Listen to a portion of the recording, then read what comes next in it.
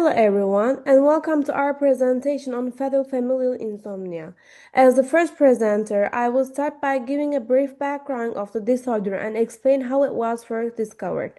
I'd also introduce the genetic basis of the disease and why FFI is considered such an important model in neuroscience. After my section, my teammates will continue with clinical features, major theories, biological mechanisms, and real-world implications. As you can see here, fetal familial insomnia is an extremely rare hereditary brain disease that affects only around 70 families worldwide. The key idea here is that the disorder mainly targets the thalamus, which plays a central role in sleep regulation. Because of this, the leading symptom is progressive insomnia that cannot be treated. FFI is unique because very few neurological diseases show such selective target damage to one brain region. This slide shows the historical discovery of FFI. In 1986, Lugaris and colleagues describes a group of patients who developed severe insomnia along with autonomic problems such as sweating, fever, and heart rate instability. The key idea here is that these patients deteriorated very quickly, and when the brain was examined, researchers found striking degeneration in specific thalamic nuclei. This finding was critical because it provides that the loss of sleep FFI results from actual structural damage in the brain sleep circuits. As you can see here, the genetic basis of FFI was identified in 1992 by Medori and colleagues. They discovered a mutation in the PRNP gene called D178N. The key idea here is that this mutation causes the normal prime protein to misfold into a toxic form, which then spreads and damages neurons, especially in thalamic nuclei. Another important point is codon 129. If this codon contains methionine, the person develops FFI. If it contains valine, the same mutation leads to different prion diseases, CJD. Since the condition is autosomal dominant, each child of an affected parent has a 50% chance of inheriting the mutation. This slide shows why FFI is important in neuroscience. The key idea here is that FFI represents a natural model of complete sleep system failure. Because the thalamus is selectively destroyed, the brain can no longer produce normal sleep architecture. As you can see here, studying if FFI helps researchers understand how sleep is generated, how brain disease spread, and how neurodegeneration affects consequences and autonomic regulation. It also raises the important question for genetic counseling, since the mutation is inherited and carries significant ethical implications. This section explains the clinical features of fatal familial insomnia. The main symptom of the FFI disease is progressive and treatment-resistant insomnia. As shown in this figure, patients gradually lose sleep, including slow wave and REM sleep. The EEG recordings demonstrate a loss of sleep spindles that prevents the normal transition between sleep stages. These findings indicate that insomnia FFI is not subjective, but reflects a profound physiological disruption of sleep regulation. Clinically, fatal familial insomnia follows a progressive course. In the early stage, patients experience difficulty initiating and maintaining sleep. During the middle stage, nervous system instability increases and affects autonomic regulation. In the late stage, severe cognitive impairment, motor dysfunction, and endocrine failure observed. The age of onset and disease duration may vary between individuals, but the pattern of progression stays the same. As the disease progresses, cognitive and motor symptoms start to show. Patients develop memory and attention deficits. Also, they experience confusion and disorientation. Motor involvement includes impaired coordination, balance problems, gait disturbance, and overall slow motor movement. These symptoms reflect neurodegeneration beyond sleep-regulating circuits. From a neurological perspective, fatal familial insomnia primarily affects the thalamus. Neuropathological studies show selective degeneration of the mediodorsal thalamic nuclei. As illustrated in this figure, disruption of thalamocortical circuits impairs the transmission of sleep spindles. This loss of normal thalamic function leads to failure of sleep-wake regulation and contributes to the insomnia observed in FFI. In addition to sleep disruption, fatal familial insomnia affects both the nervous and endocrine systems. Patients exhibit persistent sympathetic nervous system overactivation, indicating autonomic dysfunction. Endocrine problems include increased cortisol levels because of the dysregulation of the hypothalamic pituitary adrenal axis. Furthermore, normal circadian rhythm is lost with reduced melatonin and growth hormone secretion. Together, these changes contribute to severe physiological instability and worsened disease progression. The most striking finding in the neurobiology of the fetal family insomnia is that destruction in the brain is not random but highly selective. This condition, which we define as a literature as a selective vulnerability, constitutes the anatomical signature of the disease. Zeiss 2022 MRI studies have been proves that the up to 95 percentage neuronal loss specifically is the medial dorsal and anterior nuclei of the thalamus, while the cortex remains preserved. In other words, the disease destroyed the brain not randomly, but according to the specific anatomical map. The reason is the anatomical selectivity is explained by the prion strain hypothesis at the molecular level. The answer to why the same D178 N mutation create a fetal family insomnia picture rather than CJD lies here. Meadows' 1992 studies shows that the size of the period fragment in fetal family insomnia patients is different from the other prion diseases. As you can see in the visual, the presence of the methionine at the codon 129 gives the prion a unique molecular identity, and the structure of the ensure the toxic protein targets at the thalamus directly. The physiological result of this damage in the thalamus is the thalamocortical dysrhythmia. When thalamic cells die, the brain sleep rhythms, known as the sleep spindles, cannot be produced, and the cortex is dragged into the constant electrical chaos. The Cortellis study clarified the timing of this collapse.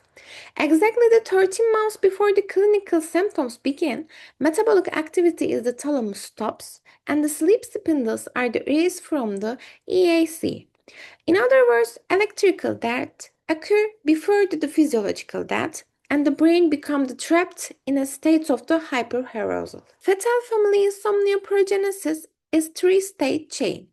The strain hypothesis explained the molecular identity, selective vulnerability explained the anatomical target, and dysrhythmia explained the systemic collapse.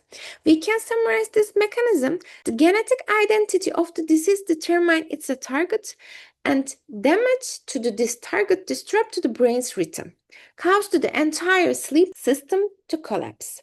This mechanism proves that fetal family insomnia is not just the insomnia, but a fetal neurobiological network collapse. Fatal familial insomnia is a protein misfolding disorder caused by a mutation in the PRMP gene.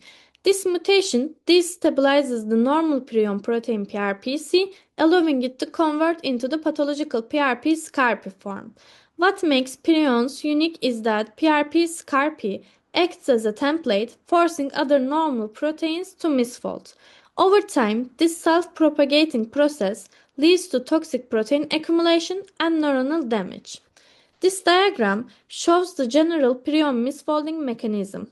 In FFI, PRMP mutations makes this conversion particularly likely in thalamic neurons. As misfolded prion proteins accumulate, neurons experience increasing cellular stress and impaired protein degradation. Importantly, this damage is not uniform across the brain. In FFI, the thalamus, especially nuclei involved in sleep regulation, is selectively vulnerable. This regional specificity explains why sleep is the earliest and most severely affected function.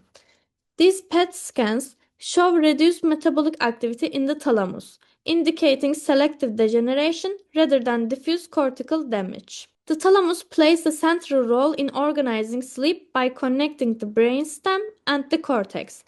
Through thalamocortical circuits, it generates sleep spindles and slow wave activity. In FFI, degeneration of thalamic neurons disrupts these circuits. As a result, the brain can no longer generate normal NREM or REM sleep, which is clearly reflected in EEG recordings. EEG recordings show loss of normal slow wave activity, demonstrating collapse of sleep architecture in FFI. When all levels are integrated, a clear cascade emerges. A PRMP mutation causes prion misfolding, which selectively damages the thalamus. This disrupts the sleep-regulating neural circuits and autonomic control. As a result, patients develop intractable insomnia followed by systemic failure, making FFI a fatal disorder. I'll briefly go through the key papers on fetal familial insomnia in chronological order, focusing on what each study uncovered and its main strengths and limitations. The landmark 1986 paper by Lugaresi et al. First defined fetal familial insomnia as a distinct disease entity. It described progressive insomnia, severe autonomic dysfunction, and fetal progression, and crucially, linked these symptoms to selective degeneration of the anterior and dorsomedial thalamic nuclei.